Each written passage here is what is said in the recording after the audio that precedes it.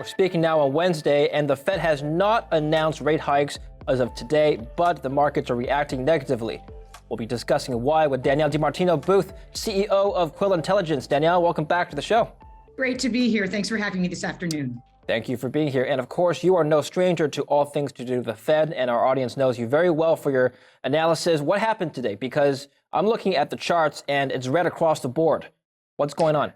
Yeah, I mean, it's pretty dramatic that we've seen really a 700-point swing as of now in the Dow. It's kind of like what we saw on Monday, but in reverse.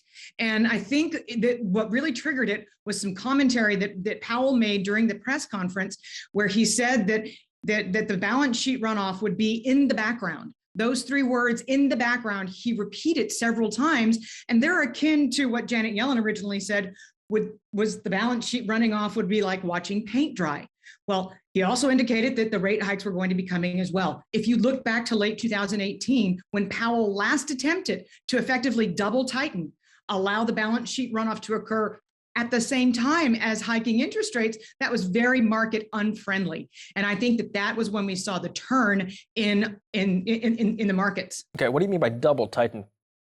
Well, it's one thing to raise interest rates. That's one tool that the Fed has in order to tighten. Another is to reduce the size of the balance sheet, to pull excess liquidity out of the market. That is another tool that the Fed has. So in late 2018, you may recall there was a bloodbath on Christmas Eve of 2018. That was the culmination of Powell's last attempt to tighten in two ways at the same time, which was very stock market unfriendly. Markets have priced in a near certainty of a rate hike by March. Is that something that you agree with?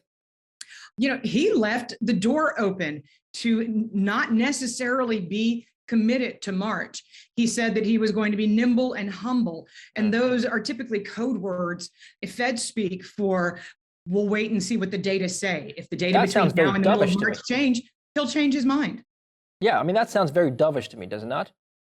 Yes, the statement itself was dovish. His non-commitment to interest rate hikes in March, even though the statement said that they would be coming soon. I mean, it sounds like it's definitely a live meeting in March, but again, he would not make that commitment.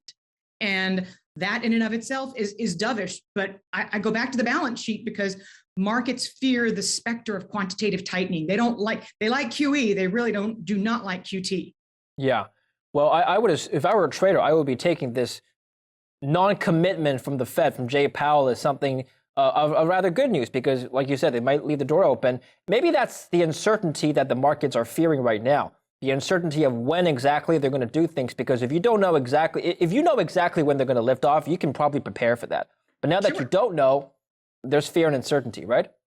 Absolutely. Look, in 2004, Greenspan stated that the Fed would raise interest rates at a measured pace. And every single meeting, we got a 25 basis point, a quarter percentage point rate hike. And the markets understood what was coming and they were comfortable with it. And they cruised right on through. It's when you don't know what the Fed is going to do next. It's what are the hawkish Fed speakers going to say when blackout ends at midnight? They're going to hit the media and they're going to have a lot of things to say. And Powell was denying that the balance sheet was even discussed at the current meeting. And I think that you're going to have some Fed officials coming out tomorrow on the hawkish end of the spectrum saying, oh, yeah, we talked about it.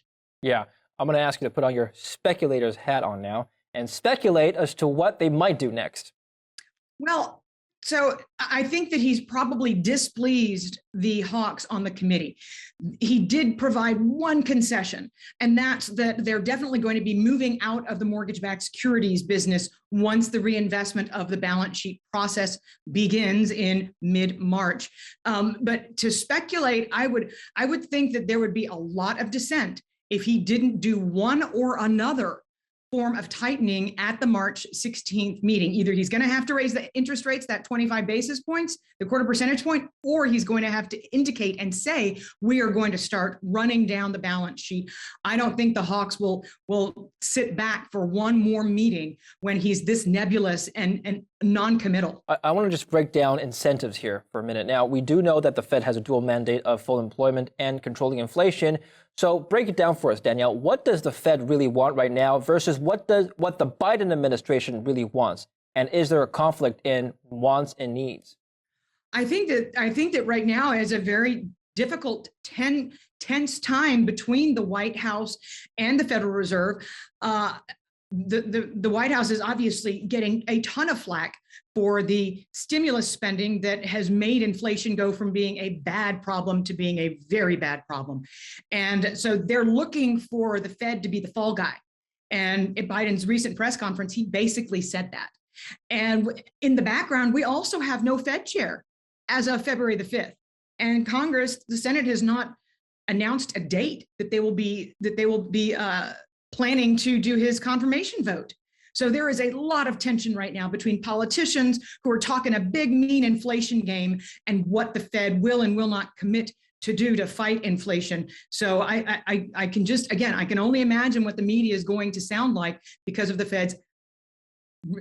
Powell's resistance effectively to say, I'm going to fight inflation. Of course, politicians also have their donors to look after, and Powell is trying to thread the needle of keeping financial markets elevated while also being committed to fighting inflation. Very difficult. I want to take a look at what this is doing to the economy. I'm looking at the yield curve now, the 10-year, specifically the 10-year Treasury yield minus 2-year. And that has peaked around March 20th last year.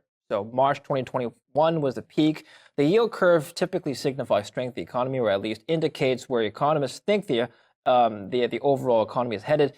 Typically, when you have a flattening of the yield curve, when it goes down to zero, a recession follows maybe 6 to 12 months after. That's exactly what happened in 2019. It got down to zero, and then we had a recession the year after. Of course, COVID came, but that wasn't part of the equation. I'm looking at this, and it's been continuously flattening. Is that something that worries you? It is, and I think that it worries Jay Powell as well. And right now, we've basically gone, as you said, we've gone from 160, 1.6 percentage points. We've more than cut that in half.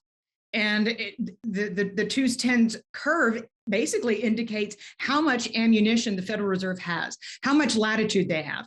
If it's 0.75 of a percentage point right now, then the yield curve is saying that the Fed has at a maximum 3 rate hikes that it can push through, maximum, before it inverts the yield curve. Maximum 3 rate hikes before it inverts the yield curve. That doesn't sound great, Danielle. Let's assume that the dot plots from the last meeting are played out. That's 3 rate hikes right there. So basically what you're saying is by the end of this year, we're going to get an inversion of the yield curve and then a recession the following year. I think that it could happen in a very compressed way, because we have seen, as opposed to an economic recovery that stretches out over 10 or 11 years, we've seen a very compressed economic cycle this time. And the Fed has shifted from a loosening stance to a tightening stance in what feels like record time. So there's absolutely no reason to think that the market will not start to anticipate the inversion of the yield curve and maybe even move up expectations for when the economy slides into recession. I'll point out a very obscure, arcane data point that came out this morning. Retail inventories, they rose by 4.4%, the fastest pace on record. And that shows you that the stockpiling is actually starting to occur. Auto inventories were up 6.8%. This caused economists to take their first quarter GDP estimates down to 1.5%. That is a very, very low number. And it also implies that the economy is slowing. Okay, let's talk about the stock markets and what this will do to stocks. Last year, when we had the 10-year yield continuously rising, stocks kept going up. Now, ever since November, we've had basically an inversion of that relationship. So the 10-year has continuously gone up, while the stocks have fallen since November. What do you think is going to happen for the rest of 2022? Assuming the 10-year where nominal yields continue to rise, what will happen to stocks? So I think that we have to be very careful here because there are passive flows. The Fed is continuing to increase its balance sheet until mid-March. So the liquidity is still going in the right direction. You've got share buybacks at record levels as well. So there's still a lot of liquidity that is flowing into the markets. But back to the idea of this yield curve flattening, the closer we get, the more the economy is going to start anticipating that the Fed cannot engineer a soft landing and that the Fed cannot basically provide any resistance to the economy beginning to contract. What would happen this time? And I'll end it here. What would happen this time? Recession happening first or a stock market correction happening first? Now, I'm not saying either or would happen. I'm just saying if they were to occur, which would lead the other? So I would think that it would be the stock market continuing to decline. There's a 0.7 co-movement correlation between CEO confidence and the S&P 500. And that tells you that CEOs across America are very willing to start firing people, which is the last thing people are expecting with all these job openings. But if the stock market does take a hit, it will filter through to the real economy, and one could lead to the other. So again, CEOs are also following the yield curve just as closely as the two of us are. Okay, excellent. Danielle, I appreciate your time today. Thank you for your analysis as always. Thank you. I appreciate it. Thank you. And thank you for watching Kitco News. Don't forget to subscribe to our channel.